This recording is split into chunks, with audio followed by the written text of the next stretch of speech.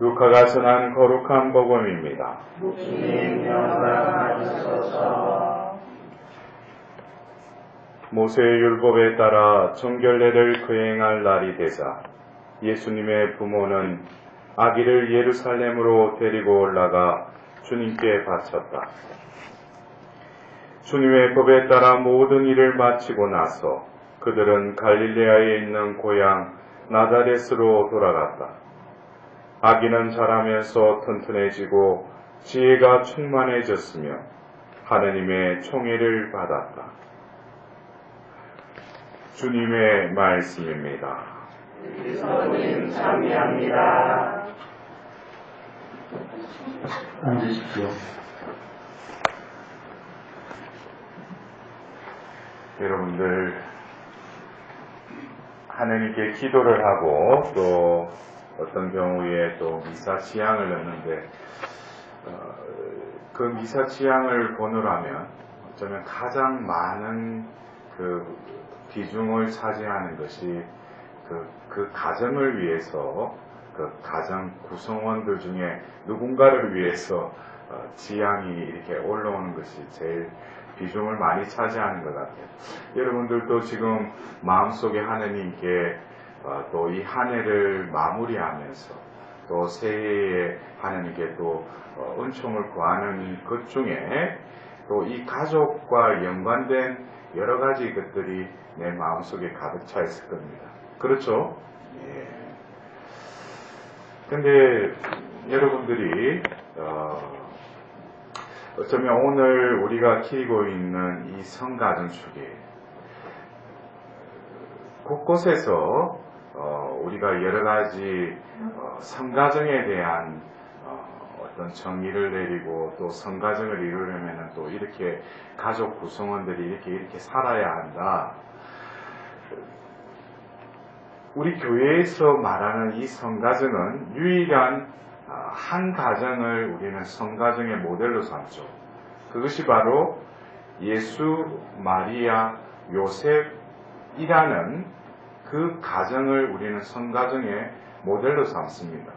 그래서 한간에는 이 가정에 대한 여러 가지 정의와 더불어서 그걸 어떻게 해결할까, 그것이 많은 경우 보면은 요즘 심리학적으로나 여러 어떤 사회학적으로나 그 가정의 문제를 해결하려고 하는데, 우리 하느님의 자녀인 우리들은 성경에 나와 있는 이 바로 예수, 마리아, 요셉이라는 하느님께서 또 당신의 아들을 이 세상을 구원하기 위해서 보내셨어요. 우리가 이 성탄 시기를 지내면서 어쩌면 예수님을 그냥 이 세상에 그냥 창조하실 수도 있는 분이 하느님이셔요. 그러나 한 여인을 통해서 또 예수님을 낳게끔 하시죠. 그러나 거기에 또 뭡니까? 한 여인을 통해서 그냥 나오면 되는데 또 요셉이라는 한 남자를 또 선택하시죠. 다윗의 계열인 한 요셉을. 결국 하느님께서는 이 세상에 당신의 아들을 탄생하게끔 하는 데 있어서 더불어서 그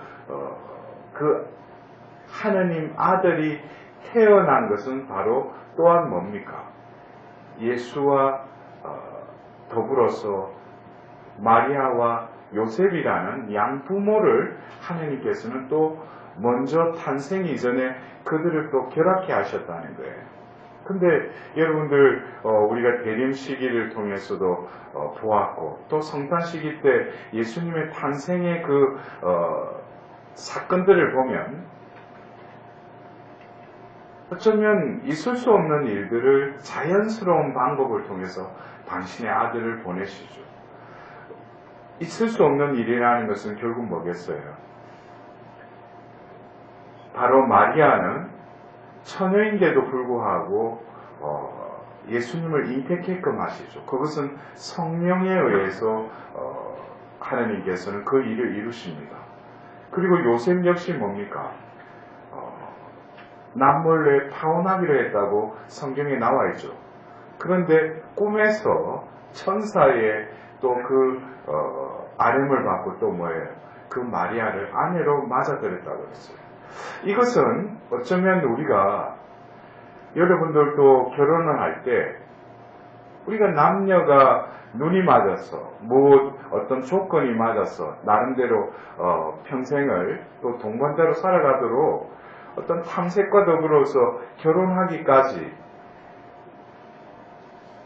요셉과 마리아는 어쩌면 부부로서 이렇게 연을 맺는 데 있어서는 예수가 있었기 때문에 어쩌면 어쩔 수 없이 결혼할 수밖에 없었던 거예요. 왜? 그들의 삶은 무엇보다도 하나님 중심적으로 살았기 때문에 하나님이 그렇게 하라고 했으니까 뭐예요? 그렇게 받아들일 수밖에 없었다는 거죠. 우리가 이 부부의 연도 그래요. 제가 어떤 그 혼배 주례를 이렇게 부탁받을 때 그 당사자들에게 하는 말은 다른 거 없어요.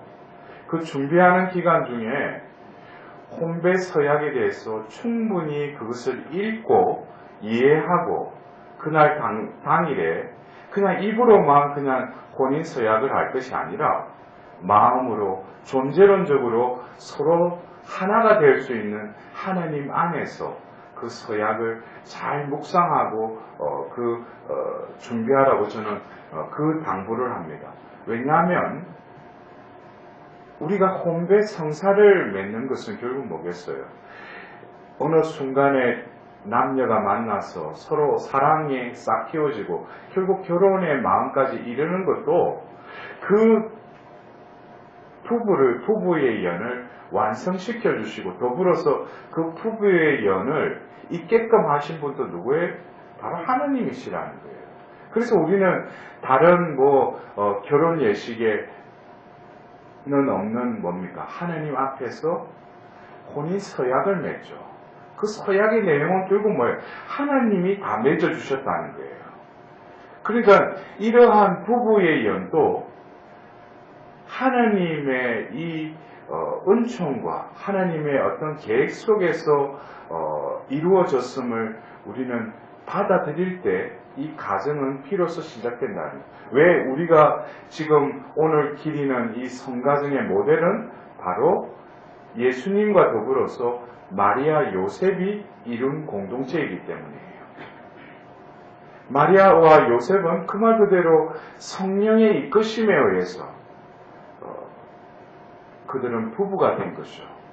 여러분들은 지금 부부의 연을 맺고 어떤 부분들은 신혼부부부터 했어. 이제는 많은 세월이 지났는데 그 연을 하느님께서 맺어주셨다는 그 첫 마음을 얼마나 간직하고 살아가는지. 그거보다는 뭐예요? 분명히 성당에서 혼인 성사를 맺었는데 그 부터는 뭐예요? 하느님이 이 연을 맺어줬다기보다는 각자가 살아가는 거죠. 눈에 보이는 그게는 어쩌면 신앙이라는 것은 어디로 가버린 채 그냥 눈에 보이는 그 상대방의 그 면만 보고 자신의 어떤 위주로 판단하거나 그것으로 인하다 보니까 또 뭐예요? 또 미움이 생기게 되고 또 싸우게 되고 우리는 이 오늘 예수, 마리아, 요셉 성가정 축일을 맞이하면서 다시금 우리 첫 마음을 하느님 앞에서 하느님의 빛에 의해서 되돌이키고 다시금 회개해야 할 것입니다.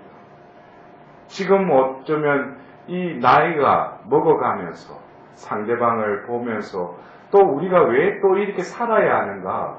이것은 어떤 경우에는 성격 차다, 뭐뭐 차다 해가지고 이혼하는 가정이 너무나 많이 양산되지만 우리 그리스도인은 다시금 뭐예요? 왜? 제가 그래서 오늘 개회식 때도 그랬죠. 결혼 성소를 받은 이들. 이것은 뭐예요? 성소라는 것은 하느님의 거룩한 부르심이죠. 내가 그때 그냥 그 남자를 여자를 선택해서 반려자로 내가 맞이했다고 그러지만 하느님은 그 결혼 성소를 통해서 결국 뭡니까? 또 자녀를 주셨죠. 이 자녀는 마리아 요셉에게 있어서는 예수님이시죠. 예수님이 결국 하느님의 뜻에 의해서 하느님의 아드님으로서 이 세상에 오셨듯이 어쩌면 부부의 연을 통해서 자식은 뭡니까? 하느님의 또 다른 큰 선물이라는 거죠. 그러나 부부의 관계를 그렇게 또 퇴색되다 보니까 자녀도 뭡니까? 자신의 소유물로 생각하죠. 자기가 키우려고 그러죠. 어떤 하느님의 선물이라면 하느님의 뜻에 의해서 자식을 양육하기보다는 자기들 위주로 자식을 키우려고 하죠. 여기서부터 뭡니까? 근본적인 게 흐트러져 버리니까 부부관계도 그렇고 자녀하고의 관계 속에도 뭐예요? 중요한 것은 우리가 오늘 모델로 삼는 예수, 마리아, 요셉이라는 이 나자렛 성가정을 우리가 바라보자면 그들의 삶은 어떻겠습니까? 부부의 연도 하나님의 그 이끄심으로 그것에 온전히 응답드렸던 그 부부의 연에서 이제 그들의 어떤 자연적인 그런 결과물이 아니라 성령으로 인하여 탄생된 그 예수님을 바로 자식으로서 또 오늘 우리가 그 들었던 복음 말씀의 그 마지막 부분에도 아기는 자라면서 튼튼해지고 지혜가 충만해졌으며 하느님의 총애를 받았다 그랬어요. 여기는 아기의 이야기가 나오지만 튼튼해지고 지혜가 충만해지면서 하느님의 총애를 받았다. 이것은 예수님이 하느님의 아드님이셨지만 그 나자렛 성가정의 그 공동체 안에서 자라면서 이러한 그 아기의 그 성장 과정을 성경에 한 줄로 적혀져 있지만 이 과정 속에서는 결국 뭐예요? 함께 더불어서 아기만이 아니라 그 부모인 마리아와 요셉 역시 뭐예요? 늘 하나님의 총애 안에 하나님의 은총 안에 머무를 때 그 아기도 그렇게 자랄 수 있는 거죠. 튼튼해지고 지혜가 충만해졌다고 그랬어요. 이건 역시 부모가 하나님 안에서 영적으로 뿐만 아니라 육적으로도 머물러 있을 때 그 아기는 그렇게 자라난다는 거죠. 우리가 오늘 들었던 1독서와 2독서의 이 말씀, 어쩌면 여러분들이 어떤 행위적인 차원에서 자녀는, 부모는, 아버지는, 어머니는 이렇게 해야 된다라는 어떤 결과론적인 차원에서 이 말씀을 묵상하기보다는 좀 더 근원적인 거. 그래서 오늘 우리는 이 독서에 그 콜로세스의 말씀을 통해서 바울 사도는 그 18절에 어떤 행위적인 실천적인 부분을 이야기하기 전에 바로 그 바울 사도는 그 구성원들이 바로 하느님께 선택된 사람, 거룩한 사람, 사랑받는 사람이라는 것을 먼저 전제를 하죠. 결국 성가정을 이루는 구성원들이 다들 뭐예요? 하느님께 선택된 사람이요, 거룩한 사람이요, 사랑받는 사람답게 될 때 그 구성원들은 결국 뭡니까? 그 부분적인 그 요소를 갖추게 된다는 거예요. 우리는 어떤 경우에 여러분들이 지금 하느님께 구하는 그 지향을 보면은 결과적으로 일어난 어떤 가족 구성원들의 문제를 가지고 기도를 하죠. 그러나 그 기도를 바치는 본인 역시 오늘 바오로 사도의 말씀처럼 내가 하느님께 선택된 사람이고 거룩한 사람이고 사랑받는 사람으로 살아가고 있는지를 먼저 자신이 진단해 봐야 돼요. 남의 문제를 그것을 하느님께 구하기 전에 자신이 이 성가정의 모델을 다시금 우리 가정으로 삼기 위해서는 근원적인 거. 그래서 그렇다면은 이러한 사람답게 살아가려면은 내 자신이 어떻게 살아가야 되겠는가? 바울 사도는 여러 가지 말씀하셨지만 오늘 15절에 그리스도의 평화가 여러분의 마음을 다스리게 하십시오 그랬어요. 그 가족의 구성원들, 또 나라는 이 존재가 진정 내 마음을 다스리는 것이 바로 그리스도의 평화가 내 안에 머물러 있느냐 이거예요. 여러분들, 이 평화는 우리가 탄생 시기를 지내지만 우리는 바로 이 평화의 선물은 예수님의 십자가와 부활을 통해서 그 제자들에게 주신 선물이 바로 평화입니다. 그래서 우리는 요한복음 20장에 예수님이 주간 첫날에 그들에게 나타나서 부활하셔서 그들에게 뭐라고 하셨어요? 평화가 너희와 함께라고 기도하시죠.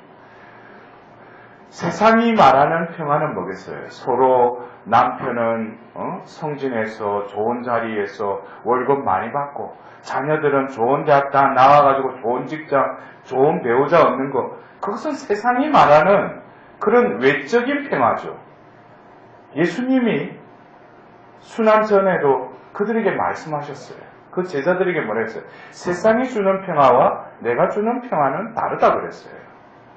결국 예수님의 평화는 뭐예요? 그리스도의 평화는 바로 제 십자가를 지고 그 순환의 길로 동참할 때 어쩌면 우리가 각자가 맡고 있는 여러 가지 어려운 점이 많아요.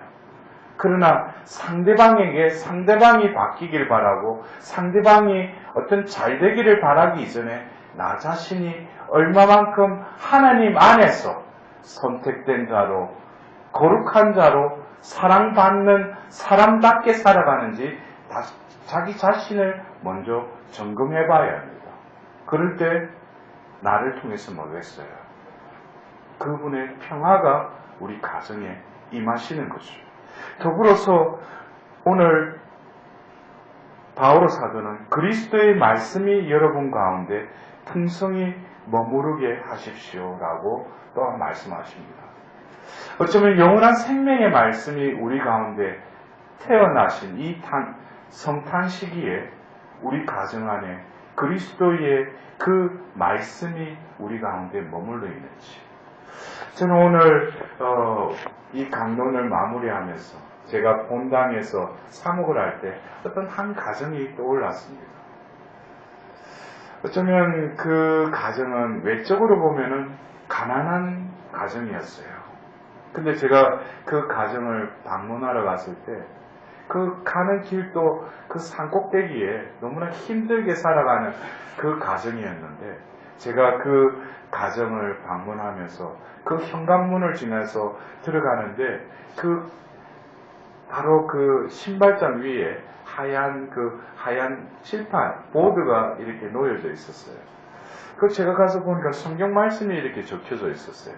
그래서 제가 또 신부님이 오늘 가족 방문하는 데가 애들도 학교에서 일찍 오고, 그리고 가족이 모였어요. 그러면서 제가 그 다가를 나누고 이야기를 나누면서 제가 문득 궁금했던 게 바로 현관문을 지나서 신발장 위에 올려져 있던 그 하얀 그 보드에 적혀 있던 그 성경 말씀. 그래서 제가 저 말씀을 매일 저렇게 적느냐고 제가 물어봤어요. 그러니까 그 아버지인 그 형제가 그러는 거예요. 신부님도 아시겠지만 우리 집은 참 가난하다고. 그러나 우리는 다들 세례를 받고 우리 가족 구성원들이 이 말씀 안에서 살아가려고. 그래서 아이가 그 학교 가거나 그 부부가 또 이렇게 다들 직업이 있으니까 나갈 때 가장 먼저 누구든지 그 하얀 보드에 그 말씀을 적어 놓으면은 그 출근을 할 때나 등교를 할 때 그 말씀을 보고 다들 간대요. 그리고 하루 종일 그 말씀을 마음에 품고 살아간대요. 그리고 다들 퇴근하고 학교에서 밤 시간에 자기들이 모여서 오늘 이 말씀이 우리 가운데 어떻게 이루어졌는지를 손을 잡고 또 나누고 기도하는 시간을 갖는다고 했어요.